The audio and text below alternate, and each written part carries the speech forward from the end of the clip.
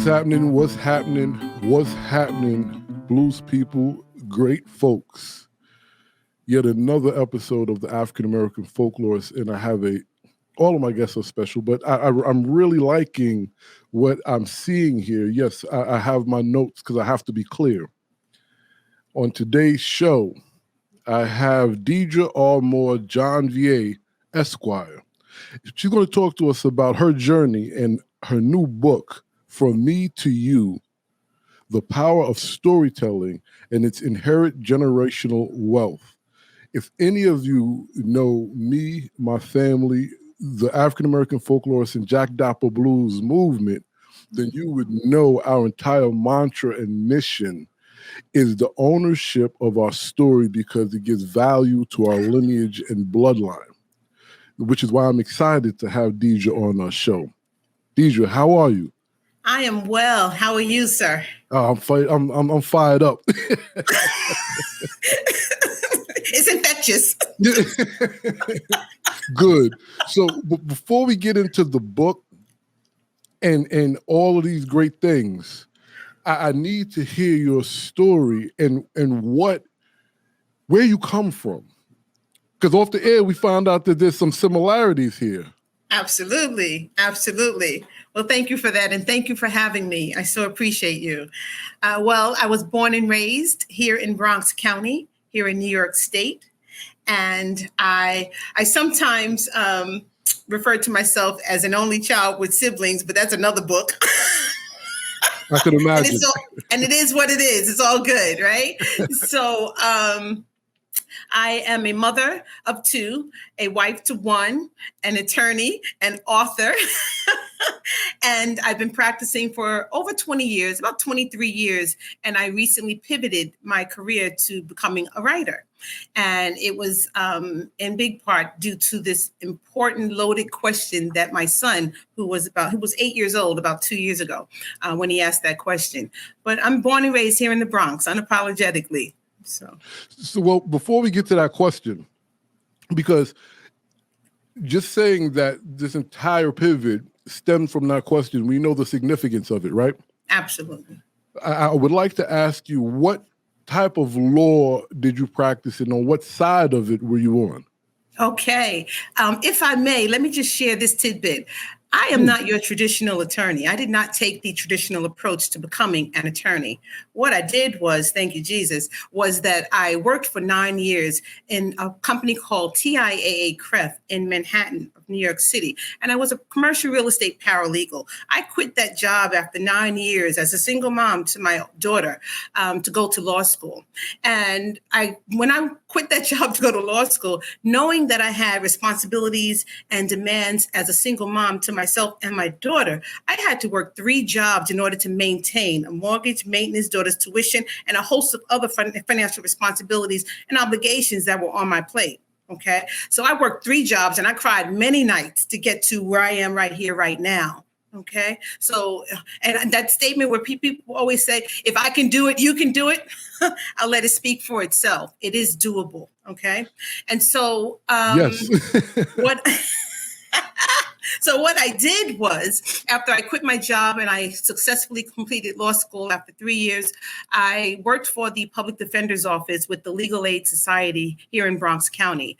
I did criminal defense work representing the indigent population, indigent being that they couldn't afford representation for the most part, right? So I did that for nearly 5 years. And I quit that job to go and start my law firm, the law offices of Deidra R Moore, now PC. And I've been doing that I've been practicing in private practice ever since. That's about maybe 17 years. You do the math, 5 years out. It's been 23 years of practicing. So 5 years with the legal aid and the rest with being on my own. Thank you, Jesus. And so the areas of law that I practice in I do a lot of litigation. I do contested divorces. I do guardianship matters where there are people who can't afford, who can't take care of their personal needs or their financial management, primarily our vulnerable population of the elderly and our youth who might have been affected by some childhood illness that doesn't allow for the family to manage their affairs for them. So oftentimes the courts appoint me as a guardian to the person or financial management of an individual. I also do trust and estate matters where when people leave this earth, their families are left to deal with their affairs. And sometimes they have to go into what we call surrogates court. And I practice out of Manhattan, Bronx, Westchester, Queens, Brooklyn, wherever the Lord will take me. And I also do, so that's guardianships, estate matters, divorces. I do some wrongful death matters. You know what? I'm just blessed to be able to be versed in different areas of law and have a varied practice. Okay. And again, it's doable. That's right. That's right. Your story mirrors my family on so many levels, but we could talk about me off the air because this is about I can't wait. I can't wait. But I will say, and this was a setup, I set you up. Because I kind of had an inclination, and I could be wrong. Please check me if I am. Those experiences from public defense to your private practice, did that play any part in the pivot, in the vital necessity to make this book and make sure you highlight the specific content that you're covering? Absolutely. Thank you for that question. So important because it did. And it did in so many ways, but I'll try to be brief. Well, firstly, the importance of the question and the importance of validating my son in asking the question. Okay. My mission was just to try to answer that question for my 8-year-old son, but it evolved into something bigger. And what it evolved into was my wanting to, or my seeing the benefit of all the analyzing, the researching, the synthesizing, and presenting this information in the way that I have, the who, what, when, where, how, and why of that complex topic of slavery, doing it not just for my son and his peers, but for whomever will embrace it. Okay, because I thought it would fill a gap that, let's just call it what it is, that I think exists, that I know, and we all know exist, because a lot of this information was not taught in schools or anywhere for more than 400 years. And as you'll hear me say down the road, I believe, notwithstanding the challenges of trying to get people to see the value of bringing this information into the schools, we, mothers, doctors, lawyers, firemen, nurses, producers, media people, whomever we may be, have an obligation to teach it anyway. That's right. But I'll stop right there for now. Well, you said a mouthful that was extremely important because, again, we are advocates in genealogy and the story of your people first, within Absolutely. The bloodline and then within the community. So Absolutely. With that being said, what was this question that your young man asked you? Okay, well, the question was, so Mom, what's slavery really about? If I had on pearls, I would have pulled them. If I was sitting on the chair, I would have fell off. But instead, I just gathered myself, gave him a little bit of information, and I said, I'll get back to you on some more. But let me, if I can I just share with you, because he was the inspiration behind my writing this book. Okay. And what happened was a couple of years ago, 2019, he had occasion to participate in a program at his school where they took them, it's called the Service Learning Club. And they took them to one of the nursing homes in New York State. And this particular nursing home is called the Hebrew Home.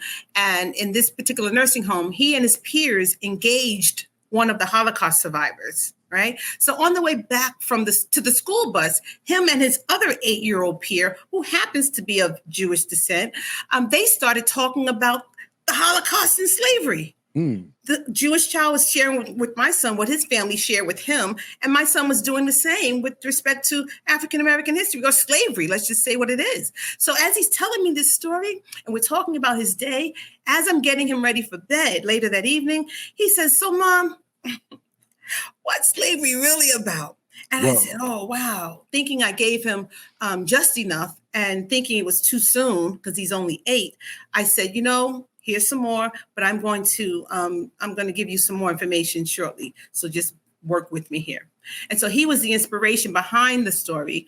But let me just add, if I may, what really got me to putting pen to paper was when I went on my own mission of trying to find those resources, people, whomever I might be able to speak with that might give me some guidance as to how do you do this with an 8-year-old Black son, I should say, because I have a daughter who's an adult, but a son particularly. I said, okay, I don't have this, I don't have that. And I couldn't find the information narrated the way I wanted it to be narrated. I wanted it to be accessible. I didn't want it to be traumatizing. I wanted them to understand and take it in a way where they're learning and it contributes to their identity and self-worth after they realize from where they come. Okay. And so what I recalled was one of my dear friends, Edgeridge Dotticott.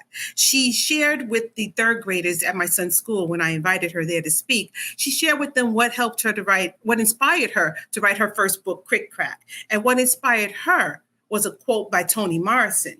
And the quote went, "If there's a book you want to read, but it hasn't been written yet, then you must write it." Remember, it wasn't narrated the way I wanted it to be narrated. I know what a lynching looks like. I don't need a lynching on every single page. I wanted something that wasn't traumatizing so that they can receive the information in context and with actual facts and, and as accurate as possible. Okay. And so that's what inspired me, which was our youth and my friendship with Edgeridge Dotticott. When she shared her story, I remembered what she said when she said it to the 3rd graders. And I took note of what she said. So again, it's doable. So let me ask you this question, because that was a loaded statement to unpack, which a lot of your statements, there's a lot to unpack there, which I love. Okay. But here's something that you said that if you saw me, I was jotting down because I didn't want to forget this. Okay. Too soon.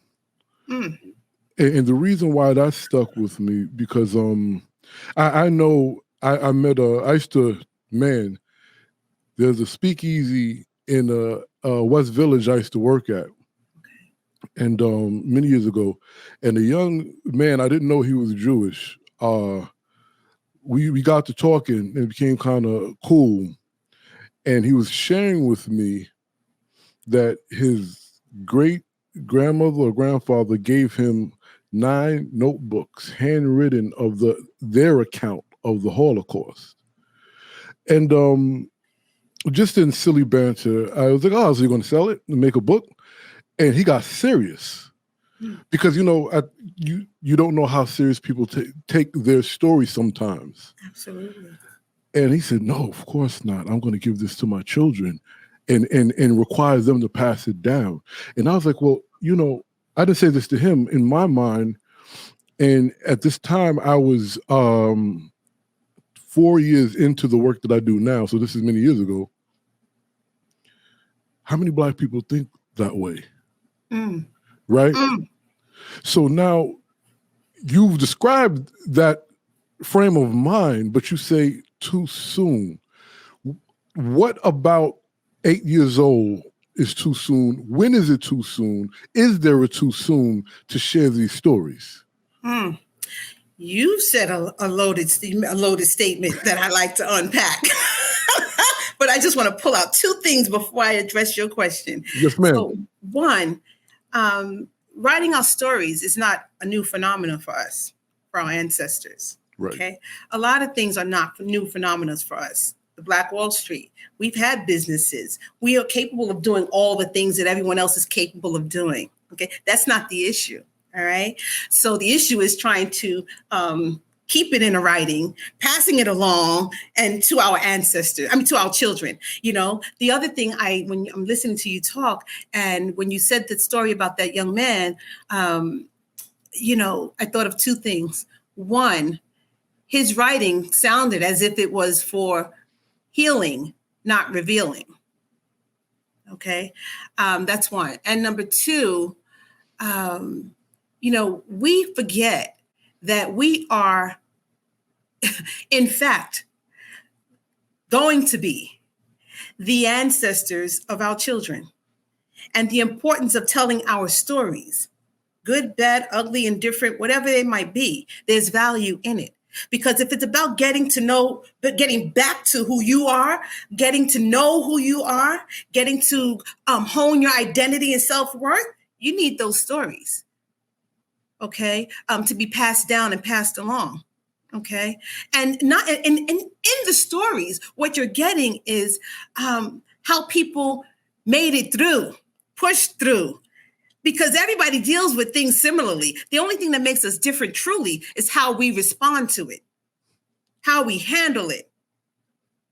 Okay.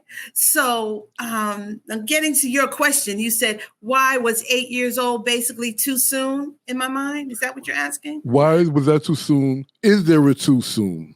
Okay. Well, it was right on time at that particular moment because of everything that's had been happening leading up to 2020. A lot of people connect I hate the phrase woke moment, but connect that period to the George Floyd situation. But we've been talking about this for decades. Yes, ma'am. We've been crying about this for centuries. Yes, ma'am. You understand? So we've been trying to figure out ways, some of us, most of us, a lot of us, and just didn't know how to communicate this story without traumatizing our child. And that's what I was most concerned about. Well, I don't want to traumatize my 8-year-old Black son. Right. You understand? And at the same time, in speaking to other people, as you did, I listened to them. And what I heard that created a barrier to them receiving this information, in a small part, was the barrier. We know what the bigger part is once you hear me say this. The small part was they didn't want to hear those stories, the brutality, the atrocities, and and I get that, all right? But notwithstanding, we need to tell these stories. You understand? So why did I think it was too soon for my child? Because one, I think of what was happening, which we were discussing in our household and in schools with respect to the injustices happening upon African-American Black males first, and other people. And as I mentioned, I have a daughter who's an adult, okay? And there's a difference. I didn't know. I didn't know what I didn't know. When I had a son, raising a son is different than raising a daughter. And so there are some things that are going to come to the forefront at different times for a boy as it would for a girl. Do you understand? And in this vein, at this moment, when I started this project with him, my concern was, I have to set his foundation because I need him to know who he is. And as my grandmother used to always say, in order to know where you're going, you have to know where you come from. But there's something else that drove me. And let me just say this and then I'll stop, okay? It's not about, at that time, it wasn't about my son's confidence and self-esteem. For me, it was about identity and self-worth, because confidence and self-esteem, if you go into a room, that's gauged by who's in the room. Okay, other people make you feel confident or low self-esteem, high self-esteem. But when you have that self-worth, you enter any room and you navigate that space knowing who you are. And you can navigate and almost be a ninja in avoiding and dodging those very messages, those negative messages that are going to come your way. So for me, looking at my Black son, I said, you know what? And not only my Black son, when I thought this particular statement, most kids, I don't want children to grow up, and when they turn 18 is when they get introduced to the world, the working world, the corporate, the government, whatever world, and have to navigate these messages without knowing who they are. Because it's not until they become young adults do they start thinking about who they are. Yeah, I want that to be resonating now as an 8-year-old. And I just wanted to make sure that he had a good foundation and something that was going to hold him and carry him along the way, whether we're here or not. Right. Storytelling. Right. Sorry. No, don't be sorry. That's really big and extremely important, because those microaggressions are real. And if have a solid foundation, you get knocked off balance, right? Absolutely. So with that being said, please, let's talk about, before we get into the actual book, let's talk about the title of the book and its purpose. I know there's a purpose because I'm listening to you. Okay. Well, from me to you, the power of storytelling and its inherent generational wealth. I think that speaks volumes. It speaks to what you get out of storytelling, what you get out of knowing your self-worth, your identity and self-worth. Again, this was something that evolved into something that was bigger than my son and myself, which is the from me to you part, giving it to whomever will embrace it and receive it. But the generational wealth. When people hear generational wealth, instantly, and I understand this, they think monetary. That's not about monetary wealth. This is about generational storytelling, the value that you're going to get after you know who you are or have that foundation. You can't put a price tag on it. So it's not about money. Your generational wealth is good, but you know what? Let's get started on developing some generational wealth by first investing in ourselves and knowing who we are. Do you understand? Well, yeah, you just answered my next question. Who knows how much money you're going to get if that's what your agenda is? I'm just saying. No, you're 1,000% correct. And you also just answered my next question, because I was jotting down, what do you equate with wealth? But you already answered that, right? Absolutely. And, it's the talk of reparations has been very live and vivid these last couple of presidential cycles. And the irony is, without self-worth, it doesn't matter how much reparations we get, the money's going right back to where it came from. Preach. Sorry. So I appreciate. So let's get to what can we expect on the inside of this extremely vital book? Oh, thank you for that. So if I can just share what the layout of the book is like. All right. So I wrote the book in what I call 3 parts. It's one book, but in 3 parts. So the first part of the book speaks to, I think it's chapters 1 through 3, speaks to diversity of people. We wanted to connect our son and the readers to the multiculturalism and diversity of people that are in our family, in a school environment, and whom we have in our life, in our space, right? And I do that by illustrating some of the, we have these country spotlights, and that's where at his school, they would celebrate a country. And when I say celebrate, they put that country on display with respect to traditions, cultures, cuisines, music, books, and all of those things, which is how we had Edgewood Stottacott come to the school, because I actually did the country spotlight for Haiti, which is in the book. Okay. Yeah, wow. She did that. And it was nice. About changing the narrative when I did that. Okay. And so I say that to say the first part of the book speaks to, like I said, diversity of people and multiculturalism. But the middle part of the book speaks to, and that's chapters 3, maybe through 13. It speaks to those historical moments, the who, what, when, where, how, and why of that complex topic of slavery, from the evolution, colonization, revolution, down through and including the civil rights period, right? And in that chapter 13, in that middle part, that's where I have some beautifully illustrated pictures of illustrations of some phenomenal, prominent 19th and 20th century civil rights leaders, right? And it's, there's some quotes and affirmations speaking to the time in which they lived, right? So, and then that last part of the book, that's where the book transitions with a poem by Ralph Waldo Emerson, "Be not the slave of your own past," right? Because to me, that poem means, think about it, go out, swim far. This is an ocean. Go out, swim far on that journey, find who you are, find yourself, know who you are, know your history, get whatever information you can, because when you swim back, you're going to be swimming back as a renewed individual, okay, with identity and self-worth. You understand? So that's what that meant to me. But that last part of the book as well, not only does it have positive affirmations. What did I say about those? The positive affirmations that emphasize the beauty, the value, and purpose of each child, despite the existence of challenges like racism, right? But then there's also some quotes and illustrations from some phenomenal people who shared some phenomenal stories at my son's school when I was the chair of the Parents of Color Committee. And I had this series called a speaker series called Phenomenal People with Phenomenal Stories. And I invited people like Edwidge Dotticott, Dr. Onika Williams. She's a urologic surgeon out of Johns Hopkins, Boston, Harvard Medical, I believe, as well. She's also an author of at least eight children's books, the Dr. Didi Dynamo series. I had Dr. Pamela C.V. Jolly, who's what I claim as an international speaker, who came in and spoke to the parents of color, and whomever else was present, of course, about generational wealth and creating that from the monetary angle and the historical angle as well.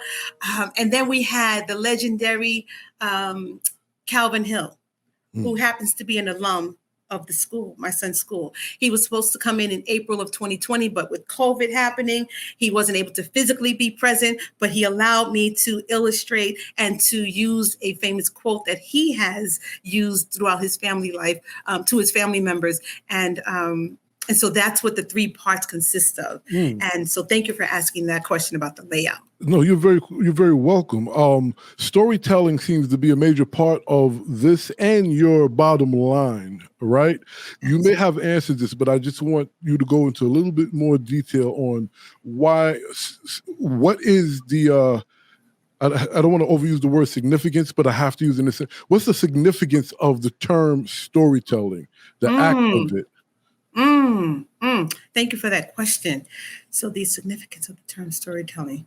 Well, as I said earlier, I believe it's about getting back to storytelling, because we take for granted, that one day, will be the ancestors of our children. And we all have a story to tell, right? Well, what better way to help children form their identity and self-worth than by sharing with them the stories of the journey, struggles, and sacrifices made by their ancestors. We must keep these stories alive and relevant, right?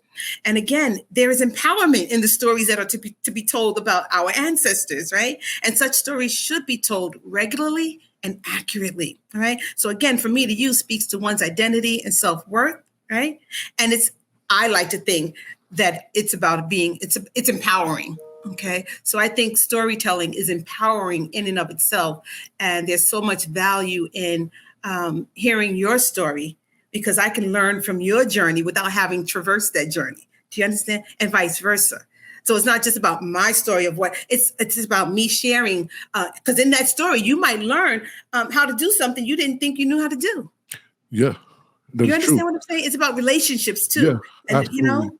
But I hope I'm with you. So traumatize is another word that you were very serious about in regard of not allowing this storytelling, this narrative to inflict, right? If you will, what I guess strategy did you use in this particular book to prevent traumatizing children or readers? Okay, great question. Thank you for that. What did I use Well, I wanted the book to be, or the story to be, accessible. And I knew in order to do that, I needed to approach it in a particular way. So that's why I kind of, if you will, padded the front part of the story with speaking about diversity of people and multiculturalism and bringing the readers in to talk about those things that we all can easily talk about, right? And let's just jump to the third part of the book and transitioning that third part with the positive affirmations and again, pulling the readers in. I wanted the middle part to be those historical moments, and I didn't want anything to distract or take away from getting that information on a consistent and getting it in context, without distractions. And the distractions are we will learn From other sources, we already know from other sources about the atrocities and the brutality inflicted upon the enslaved Africans. Speaking in this vein of this speaking engagement right here, because it's happened to other people. It's, well, yes, it did, but we're talking about the enslaved Africans and their descendants, right? And so every book I pick, not every, most often you pick up these books and they have a lynching, a burning, and that's great because we need to know that storytelling, right? But my goal was to make it accessible so that, and I've consistently heard from people that they picked up the book and read it in one sitting because they started and they couldn't stop and they read it all the way through. That was the consensus. All right. So good consensus. So I think my goal was met by making it accessible so that there would be nothing to distract one from and make them want to close the book by chapter 2. Right. No, I want to keep your attention. And and keep the chronology of events. So let me, is this a fair assessment? Sure. The physical horrific acts aren't the only part of that experience and narrative, and this is what you wanted to highlight? Absolutely. This wasn't the brutality of it all was not the only part of it. Of course, when it comes to why did I lay it out the way that I did, is because I can't say it any better. It's about keeping the attention of the reader and not having them close the book before finishing it. You made that very clear. That's not what I was asking. Okay, so ask me again. You made that very clear. You answered it because the reason. Well, let me give you some context. Okay. Right. So, and this is a blanket statement, but most non-Blacks or Blacks that are of the culture via, I guess, pop culture or media, it appears that Black folk, African American, melanated, however you want to word it, are a monolithic group with one experience. So then when that trickles down, the different experiences that's part of our story, only one piece of it usually is told. So what I'm receiving from you is, on one end, you do not want to traumatize people into turning away from learning, but at the same token, what I'm receiving is you want to also honor the other parts of the story that went along with those moments. That's what I was asking. Absolutely, because again, as I can't say it enough, it's storytelling and the lived experiences of our ancestors. We can't overlook that. And to me, it seems like we're getting a large population, a large segment of our population is getting away from, or getting further and further away from those lived experiences. Let's just call it what it is right now with respect to folks of color, African American, young children, young adults. We need to get this information because we need to know that there is a frame of reference from which we can draw down support, encouragement, and all those positive things. Because it's no longer about signing on to and adopting the harmful viewpoints or messages that are given to our children so often in this society. Okay, no, it's no longer about that. It's about us knowing who we are. Because for far too long, others have been telling us who we are and what our life is worth. Right? No more. It's about storytelling. So I can let you know, my young generation here, that all I want from you is for you to stay engaged in your life. Get your history, yes, but stay engaged in your life. And what do I mean by staying engaged? I mean staying engaged emotionally, socially, and certainly academically. If staying engaged emotionally, I want you to know it's okay to feel good one day, feel bad another day. It's okay to be happy or indifferent some other time. It's okay, number one. Number two, to be engaged socially, I want you to know and understand that I can be friends with somebody today and not speak to Lamont tomorrow. That's okay too, right? But to be engaged academically, I want you to learn how to think critically. Don't be afraid to ask questions. I want you to learn how to read, analyze, construct effective arguments, and I want you to invest in the development of you. And I'll meet you wherever you are. If you're 8 years old, 10 years old, 20 years old, 28 years old, 88, doesn't matter. Okay. This book is multi-generational, first and foremost, right? And it's just about just trying to educate, and even if it's not, maybe educate is not, just trying to teach those parts of history that for whatever reasons has been omitted. I Okay. got it. Mm-hmm. I And got teaching it. it outside of schools, even if they don't want to put it in schools, we still have to do it. So I guess this will be second to last question, because I definitely want you to let everyone know where they can get the book and your social medias and everything like that. Okay. And I usually ask this to many authors, regardless of their race, creed, nationality, etc., who we know as children. I don't want to make the assumption it's just Black children. Who is the book for? Oh, this book is, I call it my African American story, but with multicultural benefits. Okay, because in the back of the book, you will see towards the end when my son and I come off this journey, and we're in our living room where he's about to convince me to play some on Roblox or Nintendo, whichever game it was, right? Roblox. And I said to him, I said, oh no, he said to me actually, so Mom, so now could you tell me about how other people, my word, not his, have been marginalized, whether it is Latin Americans, Jewish Americans, Indians, Indigenous, whomever it might be. You'll see that list in the back of the book there. So this book, in my mind, is multicultural for a lot of reasons, because you can also maybe even remove that middle part of the book and inject or insert that part that speaks to the Holocaust. Right. I'm just trying to get people to engage each other, to talking to our young children about this notion of identity and self-worth, and also storytelling. Absolutely, which brings forth understanding and coexistence, right? Absolutely. What?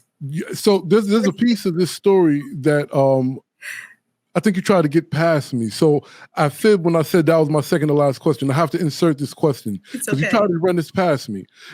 The book is predicated on an experience, a conversation between you and your son. So you are walking him through these things in this book. Is this what I'm hearing? Yes.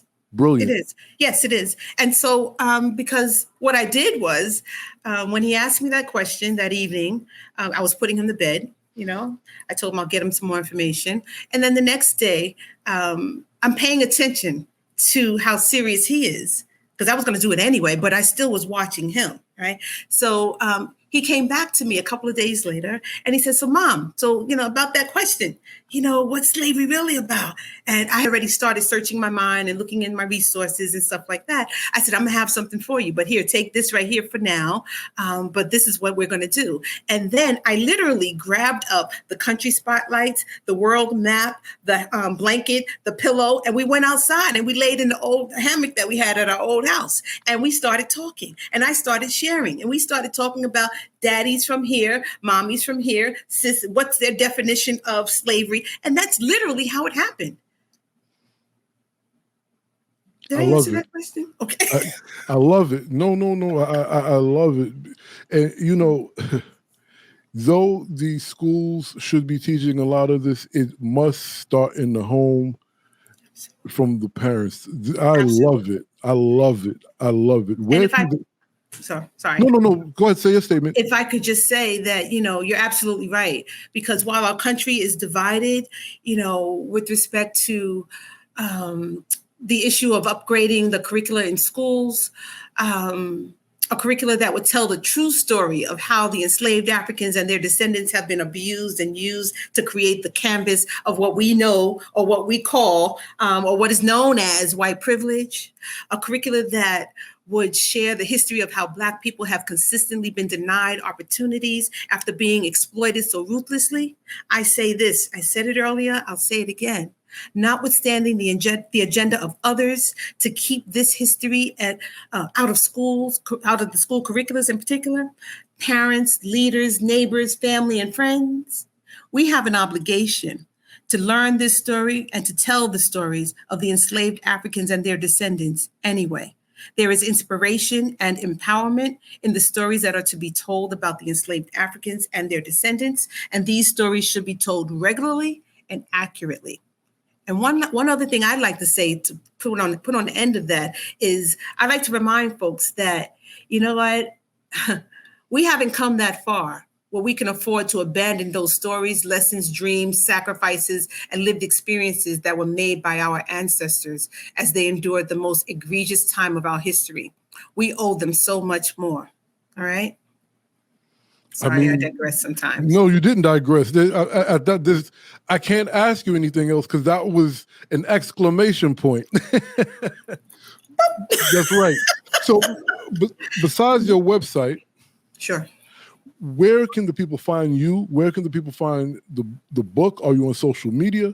Okay. Yes, I am on social media. I am not the most tech savvy person, but I try. You can find me on LinkedIn under Deidra.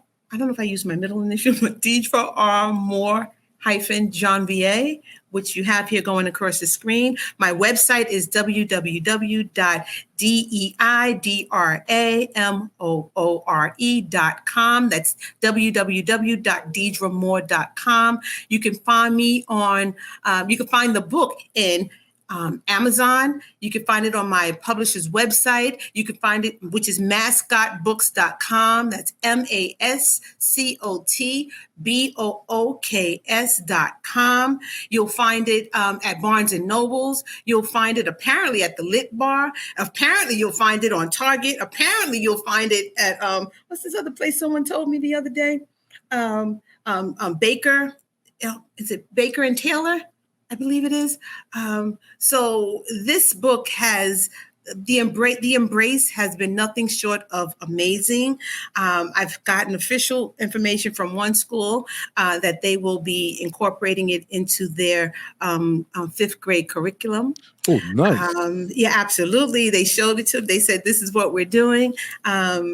And it's my son's school, an independent school. And I am so pleased and honored because the book really sprouted out of what they were doing at the school surrounding leadership and really fostering environments of diversity, equity, inclusion, and belonging. I like to say DEIBA equals SC, which is diversity, equity, inclusion, and belonging equals plus accessibility equals social change. Yeah. And they honestly were putting their money where their mouth was, using their resources, and just walking the walk and talking the talk. You understand? Yes, so it really sprouted out of this space. I've had another school that purchased maybe I think it was about 25 copies of the book and had to go through all the red tape to get me to be able to present to the children after they've read it. And it was successful. And so it's being embraced by a lot of different genres, schools, business, I'm available for speaking engagements. I was on, I was the keynote speaker for the National Council of Negro Women. I was so honored to be asked to do that because Mary McLeod Bethune, oh my gosh, I just love her whole story. She was the founder of that organization. That's right. And to be able to speak there, it was just wonderful. And the New York State Bar Association invited me, the Women's Bar, they invited me to speak, and it was phenomenal.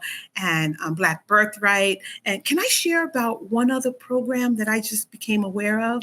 Please. If you don't mind. No. So I'm not going to use, I don't want to use names.